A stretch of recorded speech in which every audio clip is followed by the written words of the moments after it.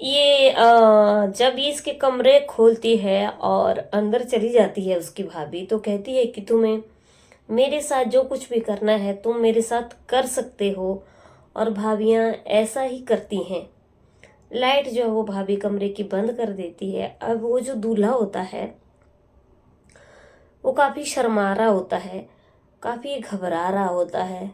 लेकिन जब वो भाभी को बात बताता है तो भाभी के भी होश उड़ जाते हैं।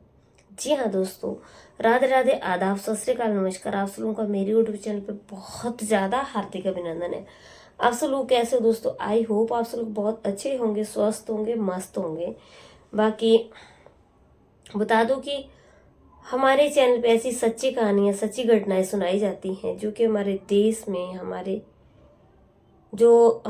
भारत देश में अलग अलग राज्य हैं उनमें घटित होती रहती हैं। तो आज की जो सच्ची घटना है वो दोस्तों बीकानेर की है। राजस्थान के बीकानेर की जो है वो आज की सच्ची कहानी है जो मैं आपको सुनाने जा रही हूँ। तो आप पूरी सुनना। और आप लोगों से फिर से वही रिक्वेस्ट कि चैनल को सब्सक्राइब नहीं किया दोस्तों, सब्सक्राइब जरूर कर लेना। क्या होता है, एक फैमिली होती है, फैमिली में भाई होता है, एक बहन होती है। भाई की शादी हो गई होती है और जो बहन होती है उसकी भी पढ़ाई पूरी हो गई होती है। अब माता पिता जो है उसके लिए लड़का देखते हैं और लड़की की देख दिखाई होती है। लड़का भी माँ बाप को पसंद आ जाता है और लड़के को भी लड़की पसंद आ जाती है। तो शादी की एक डेट जो फिक्स कर दी जाती है। लड़की का नाम पिंकी होता है और लड़के का नाम जो है विजय होता है। अब विजय को पिंकी जो है वो पसंद आ गई है और पिंकी को विजय पसंद आ गया है। अब शादी की एक डेट फिक्स कर दी जाती है। जैसे शादी की दोस्तों डेट फिक्स होती है, वो क्या होता है कि शादी की तैयारियां घर में होने लगती है और शादी की डेट नज़दीक आ जाती है। और एक दिन ऐसा होता है कि शादी की बारात जो दरवाजे के ऊपर खड़ी हुई होती है।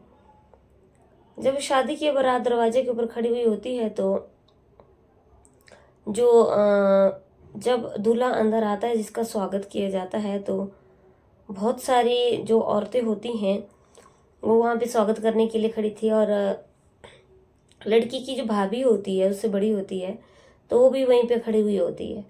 अब दोस्तों क्या होता है कि किन्नर समुदाय के जो लोग हैं, कहीं भी खुशी होती है तो अपना आशीर्वाद देने के लिए जरूर आते हैं और इनका आशीर्वाद जो है वो बहुत पूरा होता है। तो किन्नर लोग जो हैं वो अपना आशीर्वाद देने के लिए वहाँ पहुँच जाते हैं और बधाइयाँ देने के लिए वहाँ पहुँच जाते हैं। तो जब ये लोग वहाँ पे पहुँचते हैं तो क्या होता है कि जो ये लड़का होता है ये लड़के को देख रहे होते हैं और जो लड़के का पिता होता है तो लड़के के पिता से जो है वो ये कहते हैं कि ये जो तुम्हारा लड़का है, ये हमें तो अपने ही कैटेगरी का लगता है और हमें ये लड़का नहीं लगता है। अब ये जो लड़के का पिता होता है वो उनको पैसे जेब में से निकालता है और उनका मुंह बंद कर देता है। लेकिन कहीं ना कहीं इन लोगों में बहुत ज़्यादा इंसानियत होती है और ये जो है वो लड़की की साइड की तरफ चले जाते हैं और लड़की की तरफ में जा कर के ये बोलने लग जाते हैं कि ये जो लड़का बारात लेकर के तुम्हारे दरवाजे पे आया हुआ है ये हमें अपने ही कैटेगरी का लगता है और हमें नहीं लगता है कि ये लड़का है। और तुमने इसकी शादी जो थी वो बेटा बेटी की शादी जो है वो लव मैरिज हो रही है या तुम लोगों ने रिश्ता तय किया है। अब ये जो लड़की के पिता होते हैं ये उनको बताते हैं कि हमने ही लड़के को देखा था और हमें लड़का पसंद आया था तो हम ही लड़के की जो है वो देख दिखाई करके ही शादी कर रहे हैं। अब दोस्तों क्या होता है कि जब ये ऐसा बोल देते हैं तो फिर इनको कोई भी किसी भी चीज़ की कोई गुंजाइश नहीं रहती है। और लेकिन ये जो लड़का होता है ये फिर भी उनकी तरफ देख ही रहा होता है। लेकिन जो किन्नर लोग होते हैं इनका शक और भी मजबूत हो चुका था। अब ये क्या करते हैं कि वो लड़के के पास चले जाते हैं और लड़के के साथ ऐसे ही मस्ती करने लग जाते हैं। कभी उसको हाय हेलो करके, कभी इधर से छूने लग जाते हैं, कभी उधर से, सिर्फ चेक करने के लिए कि ये लड़का है या ये इनकी तरह ही है। लेकिन फिर ये लड़का बोलता है, विजय बोलता है कि आप ये क्या कर रहे हो और आप ढंग से बैठिए। तो फिर ये किन्नर जो है वो उसको कुछ भी नहीं बोलते हैं। लेकिन ये जो है अभी औरतों के पास चले जाते हैं और बोलते हैं कि इस लड़के का जो है वो आप अपने तरीके से देख रेख कर लीजिए, चेक कर लीजिए, क्योंकि अभी जो बारात है वो आपके दरवाजे पे आई हुई है। एक बार लड़की आपके घर से बाहर चली जाएगी तो फिर लड़की के साथ दूसरा कोई शादी नहीं करेगा और कहेंगे कि ये इसकी शादी हो चुकी है। अभी तो आपके हाथ में ही बात है। अब क्या होता है कि ये जो सारी औरतें होती हैं, ये सारी ये डिसाइड करती हैं कि ये जो लड़की की ये जो लड़का है, इसकी जो भाभी है, ये अंदर जाएगी और लड़के को अपने तरीके से पूछेगी और पता करेगी कि लड़का है या किन्नर है।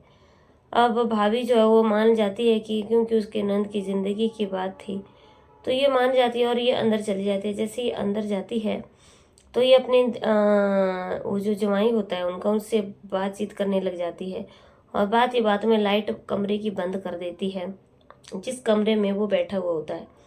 अब जैसे वो कमरे की लाइट बंद कर देती है और वो ऐसे हंसी मजाक उसके साथ करने लग जाती है और वो कहती है कि भाभी तो ऐसे ही, हमारे यहाँ पे भाभियाँ ऐसे ही हंसी मजाक करती हैं।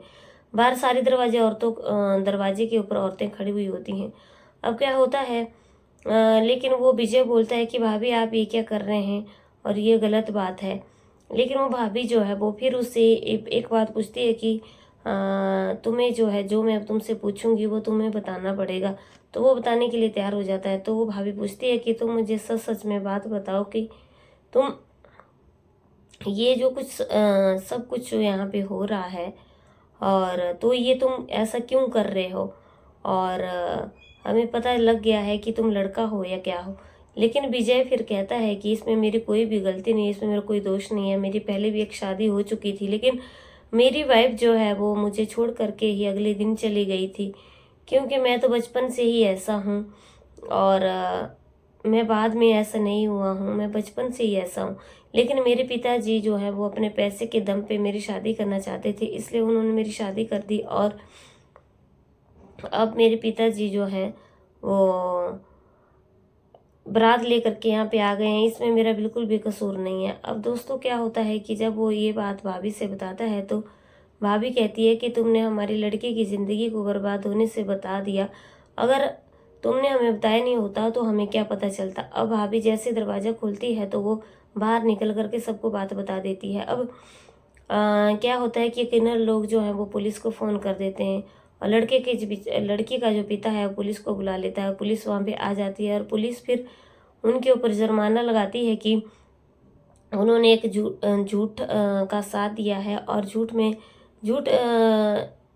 झूठ का साथ दे करके लड़की को फंसाया है, लड़की के घर वालों को फंसाया और जो शादी का जो यहाँ तक खर्चा हुआ है वो सिर्फ और सिर्फ ये लड़के वाले देंगे। और अब ये जब ये सुन करके जो है वो लड़के के पिता के होश उड़ जाते हैं कि इन लोगों को कैसे पता चला। अगर दोस्तों किन्नर लोगों ने जो है वो अपनी सूझबूझ नहीं दिखाई होती तो पिंकी की ज़िंदगी जो है वो बर्बाद हो चुकी होती। किन्नर लोग जो हैं वो उस लड़की के लिए उसकी ज़िंदगी में एक देवता बन करके वहाँ पे आ गए और उन्होंने जो है वो अपनी बहुत सूझबूझ का जो है वो परिणाम वहाँ पे दिखाया। और अगर उन लोगों ने अगर ये बात उनसे नहीं बताई होती तो लड़के का जो पिता था वो पैसे के बल पे पैसे दे करके उनका मुंह बंद करवा रहा था। लेकिन उनके अंदर दोस्तों इंसानियत थी, जिसकी वजह से उन्होंने जो है वो लड़की की ज़िंदगी को बचा लिया। दोस्तों इस कहानी से हमें यही सीख मिलती है कि किसी की ज़िंदगी को कभी भी बर्बाद नहीं करना चाहिए। हालांकि जो लड़का था, जो विजय था, उसकी पहले एक शादी हो चुकी थी, तो ज़िंदगी विजय को और पिंकी को आपस में गुजारनी थी, ना कि विजय को अपने पिता के साथ ज़िंदगी अपनी गुजारनी थी। विजय को जो है वो साफ इनकार कर देना चाहिए था कि वो जो है वो एक लड़का नहीं है और वो एक किन्नर है, तो उसको जो है वो शादी नहीं करनी। इसमें सारी गलती जो थी विजय की थी। अगर दोस्तों ऐसी कभी भी ऐसी परिस्थितियां बने तो मुझे तो ये इस कहानी से यही सीख मिली है कि हम जिसके साथ ये चीज़ हो रही होती हैं, अगर कोई विजय की जगह कोई और होता तो उसको साफ इनकार कर देना चाहिए था अपने पिता को, चाहे पैसा होता चाहे कुछ भी होता, कि मुझे किसी की लड़की की ज़िंदगी बर्बाद नहीं करनी है। इस कहानी से हमें ये सीख मिलती है कि किसी की ज़िंदगी को कभी भी बर्बाद ना करें। किसी की ज़िंदगी को बर्बाद करने का किसी को कोई भी अधिकार नहीं दिया है, बल्कि एक अच्छा इंसान होकर के अगर वो किन्नर भी बन गया है तो इसमें कोई भी गलत बात नहीं है किन्नर जो हैं वो भी एक इंसान होते हैं, उनके भी एक अंदर दिल होता है, उनके अंदर भी एक इंसानियत होती है। किन्नर हैं तो क्या हुआ, कोई बहुत बड़ी बात नहीं, किन्नर भी हमारी तरह ही इंसान होते हैं। क्या बात है कि वो किन्नर होते हैं लेकिन होते तो इंसान ही हैं। तो किसी की ज़िंदगी को ऐसे बर्बाद नहीं करना चाहिए। उसको किन्नरों ने जो है वो बहुत ज़्यादा इसमें सहयोग दिया है। उम्मीद करती हूँ दोस्तों आप लोगों को मेरी कहानी अच्छी लगी है लाइक शेयर कमेंट ज़रूर करना। चैनल पर पहली बार आए हो तो चैनल को सब्सक्राइब करना। मैं आपके लिए ऐसी कहानियाँ लेकर के आती रहती हूँ और चैनल को दोस्तों ज़रूर सब्सक्राइब करना। कल की कहानी में आप लोगों से फिर से मिलती हूँ, तब तक के लिए जय हिंद जय भारत।